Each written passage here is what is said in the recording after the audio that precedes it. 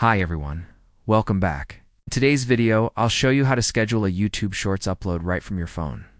First, open the YouTube app on your phone. Tap the plus button at the bottom and choose Upload a Video.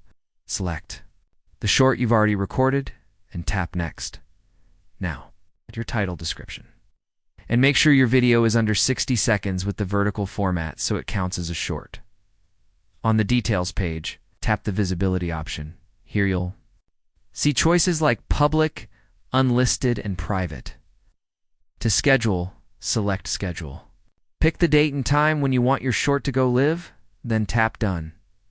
Finally, tap Upload, and your video will be saved in YouTube Studio and automatically published at the scheduled time.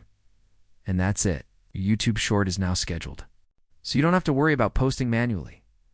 Thanks for watching, and stick around for more tutorials that make YouTube easier.